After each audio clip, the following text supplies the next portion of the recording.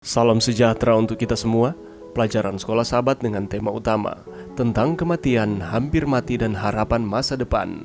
Pelajaran pertama, pemberontakan di alam semesta yang sempurna. Rabu, 28 September, harga keangkuhan. Di dalam kitab suci, seseorang dapat melihat dua tema atau motif yang paling mendominasi yang saling bersaing satu sama lain. Salah satunya adalah tema Salem, Gunung Sion, Yerusalem, dan Yerusalem baru yang mewakili kerajaan Allah. Yang lainnya adalah tema Babel dan Babel yang merupakan wilayah kekuasaan palsu dari setan. Beberapa kali Tuhan memanggil umatnya keluar dari pagan Babel untuk melayani dia di tanah perjanjian.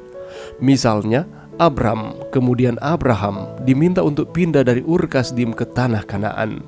Pada akhir pengasingan panjang mereka, orang-orang Yahudi meninggalkan Babel dan kembali ke Yerusalem. Dan dalam kitab Wahyu, umat Allah dipanggil keluar dari Babel akhir zaman untuk tinggal bersamanya pada akhirnya di Gunung Sion dan Yerusalem baru. Bacalah Yesaya 14 ayat 12-15. Apakah konsekuensi jangka panjang yang dibawa oleh kesombongan Lucifer saat berada di surga bagi alam semesta dan dunia ini? Dalam Alkitab, kota Babel mewakili kekuatan yang bertentangan langsung dengan Allah dan kerajaannya. Dan Raja Babel dengan kiasan khusus untuk Nebukadnezar menjadi simbol kebanggaan dan keangkuhan. Tuhan telah mengungkapkan kepada Raja Nebukadnezar bahwa Babel hanyalah kepala dari patung besar kerajaan yang berurutan. Menantang ilham Tuhan, Raja membuat patung yang seluruhnya terbuat dari emas, simbol bahwa kerajaannya akan bertahan selamanya dan bahkan mengharuskan semua orang untuk menyembahnya. Seperti dalam kasus Raja Tirus, Raja Babel juga menjadi simbol Lucifer. Yesaya 14 ayat 3-11 menggambarkan kejatuhan Raja Babel yang angkuh dan menindas.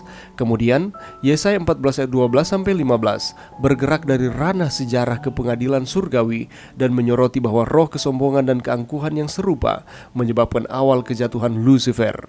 Teks tersebut menjelaskan bahwa Lucifer berencana untuk meninggikan tahtanya di atas semua penghuni surga dan menjadikan dirinya seperti yang maha tinggi. Ini adalah awal dari situasi baru dan berseteru di mana kasih yang tidak mementingkan diri dan kerjasama Allah akan ditantang oleh keegoisan dan persaingan Lucifer. Musuh tidak takut menuduh Allah seperti dirinya sendiri dan menyebarkan kebohongannya kepada malaikat lain. Berikut adalah asal mula kejahatan yang misterius di alam semesta.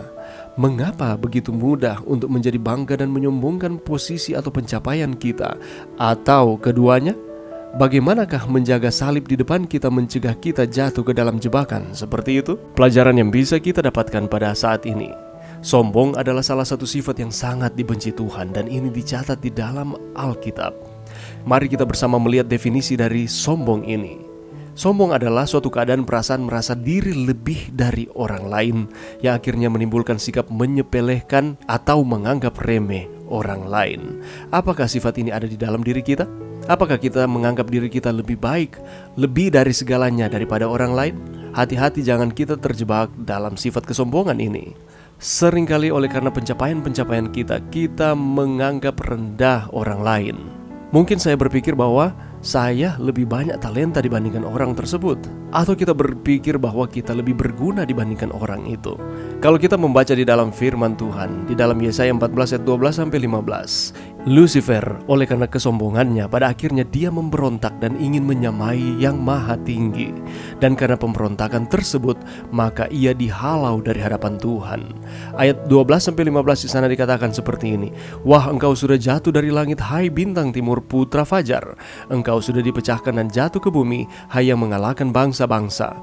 Engkau yang tadinya berkata dalam hatimu, aku hendak naik ke langit, aku hendak mendirikan tahtaku mengatasi bintang-bintang Allah, dan aku hendak duduk di atas bukit pertemuan, jauh di sebelah utara. Aku hendak naik mengatasi ketinggian awan-awan, hendak menyamai yang maha tinggi. Sebaliknya ke dalam dunia orang mati engkau diturunkan, ke tempat yang paling dalam di liang kubur. Lucifer oleh karena pencapaian-pencapaiannya, dia berpikir bahwa ia akan menyamai yang maha tinggi. Dan pada akhirnya oleh karena kesombongannya ini, ia memberontak dan melawan Tuhan. Ada bahayanya jika kita memupuk akan sifat kesombongan itu di dalam kehidupan kita. Bahkan bagi mereka yang mengaku pengikut Kristus, kita seringkali terjebak di dalam sifat ini. Mungkin kita melakukan pelayanan yang dipercayakan oleh Tuhan, dan ketika pelayanan yang kita lakukan itu berhasil, banyak jiwa yang dimenangkan. Bukannya Allah yang kita tinggikan, tetapi sebaliknya, kita meninggikan usaha-usaha yang kita telah lakukan sehingga pelayanan tersebut berhasil.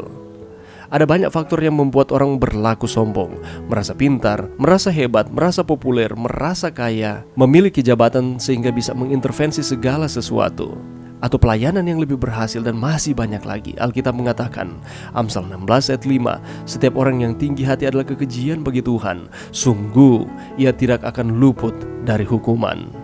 Janganlah kita memandang rendah orang lain oleh karena pencapaian-pencapaian yang kita telah dapatkan, menganggap diri kita lebih tinggi dibandingkan orang lain. Siapakah kita? Kita hanyalah manusia yang berdosa, yang diampuni, yang ditebus oleh Yesus Kristus ketika Ia mati di kayu salib. Mengapa kita harus merasa lebih tinggi dibandingkan orang lain? Marilah kita saling mengasihi, saling menghormati satu dengan yang lain, dan menjauhkan di dalam diri kita kesombongan. Jangan menganggap rendah orang lain, karena kita semua sama di mata Tuhan. Mari berdoa. Terima kasih Tuhan atas firman-Mu pada saat ini. Bantu kami Tuhan untuk kami terus rendah hati, menjauhi akan sifat kesombongan di dalam diri kami. Terima kasih Tuhan, ini doa kami di dalam nama Yesus. Amin.